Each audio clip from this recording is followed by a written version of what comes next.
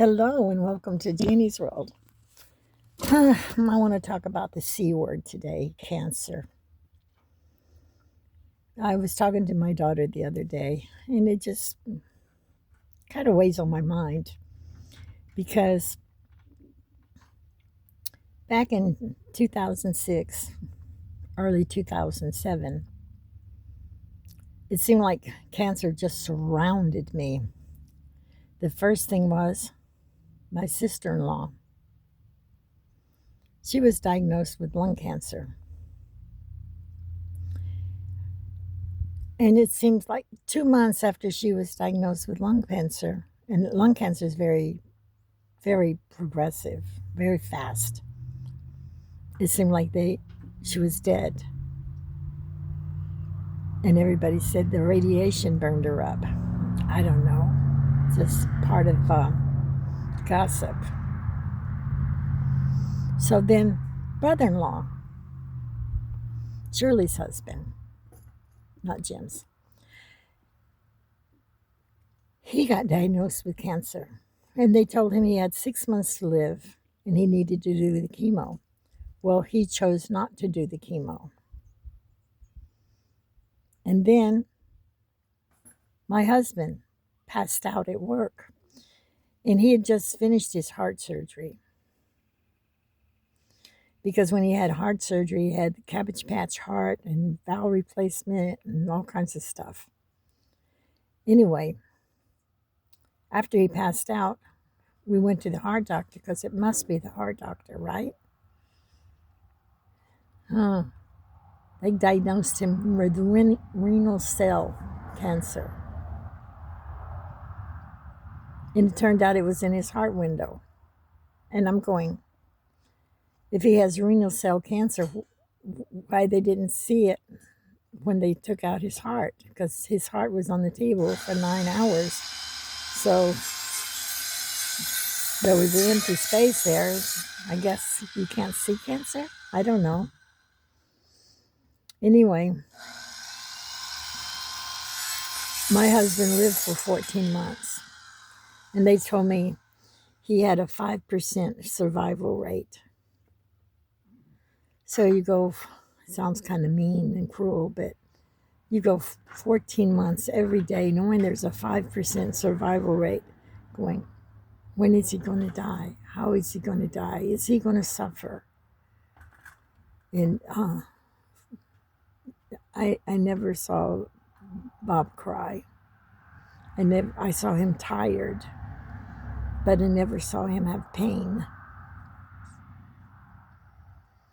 So anyway,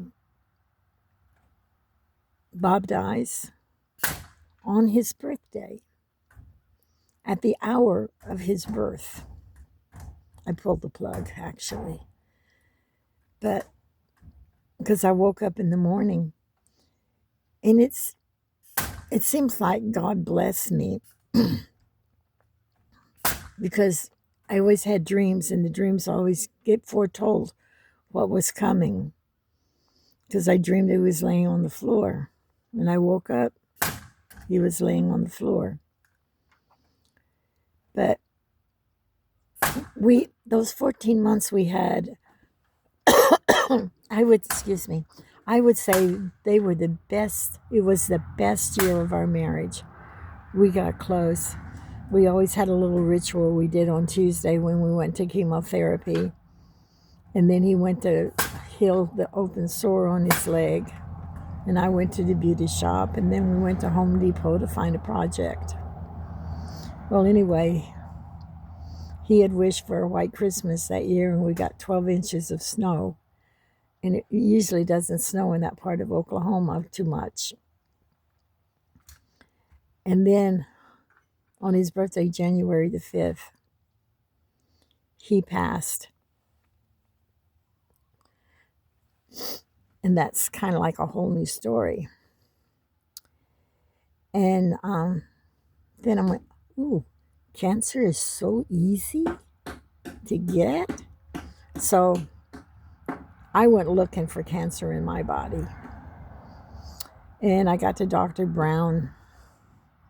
He had no bedside manner at all. And he told me that I had some issues with my esophagus and we had to watch it because it's very easy to develop into cancer. And it did. But I didn't do chemo, I did laser. And so I'm cancer free. But then one day, I don't know what my problem was. I went to the emergency room because I can't remember what my problem was, but it worried me just the same. And I'm sitting in the emergency room because they've already taken me back into the back, and I'm going, when are they going to get here and tell me what's wrong with me? When is this? My nose itches. Sorry. When is it? When is this going to get over with? And anyway, no blood work, no temperature, no nothing. Just sitting and waiting. And this guy walks in. He says, "I'm sorry. You have cancer." Ooh, that made me mad. How would he know if I had cancer? Did he smell it? Did it show on my face? Just out of nowhere, he walks in the room and tells me I have cancer. And then they had to prove it. So they put me in this birthing room because that was the only room they had in the hospital. It was a beautiful room, and they expected me to pay $2,000 a day for it. They're nuts. And they did all kinds of tests, and it caused my hair to fall out. But there was no cancer to be found in my body whatsoever. When he said that, I thought he was stupid. And I should have just checked myself out of the hospital instead of putting faith in these doctors. There was no cancer. They just called cancer. Well, anyway, my last day of mourning, my 40 days of mourning was February the 14th.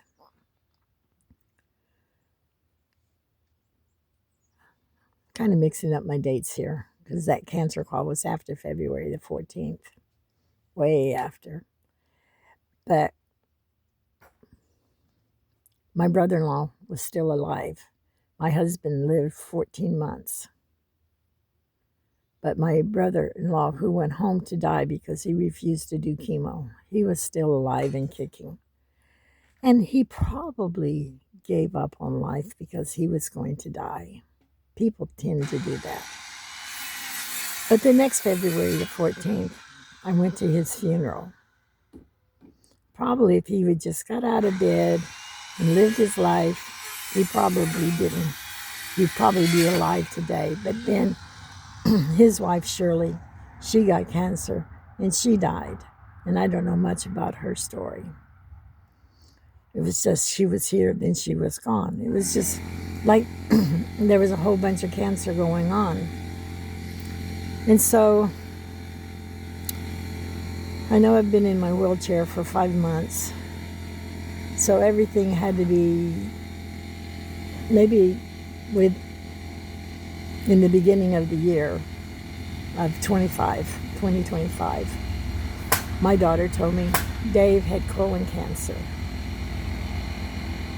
I felt a little bad, but it didn't feel bad at all because I just really didn't feel that he had cancer.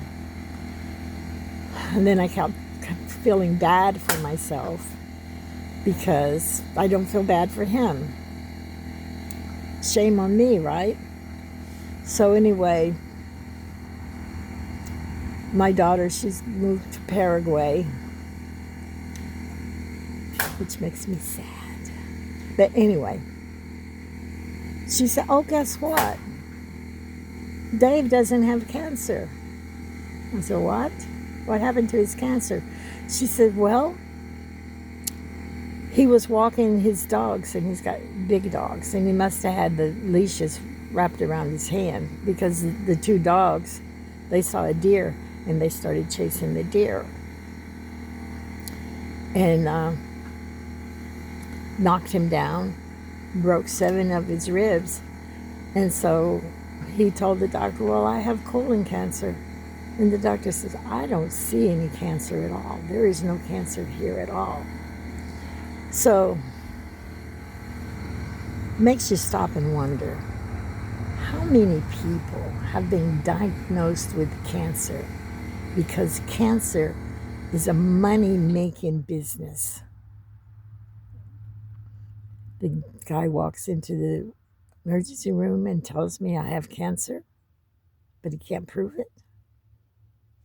Maybe if I hadn't argued, maybe he wouldn't have had to prove it, and they would just sent me home and said, "Oh, you're going to die." And then I have to do the chemo. But I put up a fight, so they had to prove to me that I had cancer, and then they couldn't prove it. My sister got cancer. She got lung cancer. It was such a privilege taking care of her.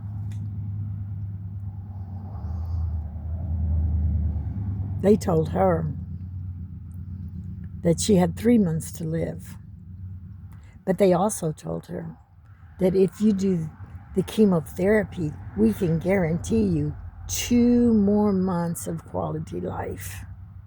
She didn't have quality life with the cancer because she was feeling down and she was losing weight and all of that stuff. She did the radiation. And Tommy and I took care of her. And we spent our time going on day trips and shopping and all of that stuff. We had fun during that 3 months of Linda's life. But Linda lost her hair, and so we were thinking, well, she goes into chemo, she'll lose the rest of her hair. But I got kind of mad at Linda, and I told her, I'm leaving. But I promised I wouldn't leave, so therefore I couldn't. So I told her she had a choice. She could go stay with Tommy, or she could have Tracy come stay with her, or she can just go on vacation with me for my time out. So she chose to go with me. And so we took off to Oklahoma and we went to the Kiowa casino, and she met some people who had done chemo. I wanted to tell Linda, don't do the chemo. 2 months of quality life is not worth the pain. And they told her how they suffered with chemo.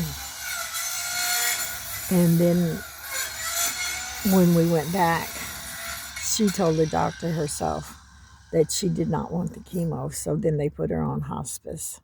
She did die in 3 months, but we had fun, and she never showed pain. The night before she died, she had a daughter who lived in the next city over who wasn't talking to her. She came, and they made up. And then I was going to give Linda her morphine, and she told me no. I feel bad because I made her take it anyway. She said she didn't need it. I guess she didn't have pain. And then I feel bad. Who am I to question what medicine you need or what medicine you don't need? You know your own body. I have a tendency to be very bossy. So anyway,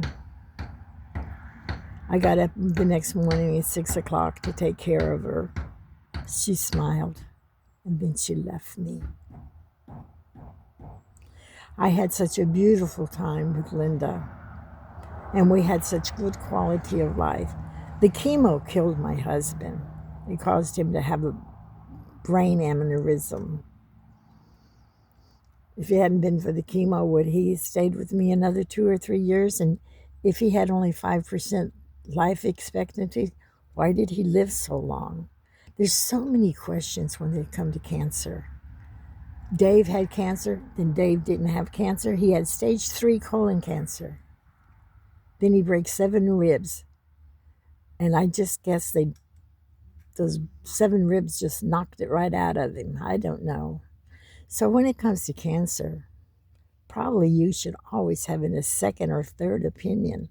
I was going to get a second opinion on Bob, but every hospital I went to, my cancer doctor, or his cancer doctor, was the head honcho of all the hospitals. So anywhere I went, I was going to get his opinion. So there was no second opinion.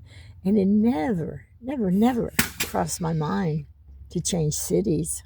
I just stuck to Oklahoma City. Am I so dumb? I don't think so. I don't know why I didn't think I could have gone somewhere else. I think even in that time too, my Uncle Bob was going to the cancer center because he had cancer. There was a lot of cancer going on in those years. They said I had cancer and they burned it out of me. I didn't do radiation. I didn't do chemo. I did laser where they just burned it out of my esophagus. And that was experimental. So, did I have cancer? They said I did. I don't know. I didn't see it. But when it comes to money and your health, it always helps to have a second opinion if you can get one. And don't let it eat you. Miles might come over here and talk to me. He's busy working on the chicken house today, and I'm just sitting in the car. It's a gray, miserable day. So, anyway, that was my thoughts today. Well, actually, it's been my thoughts for a couple of days. If Dave can just lose his cancer overnight, and they can walk into an emergency room not even knowing me without any results and tell me that I have cancer, how many people have gone through chemotherapy and died because of the chemo, and they never had the cancer? That's what I ponder on. That's my rant today. God bless you, and take care of yourself. I love you all.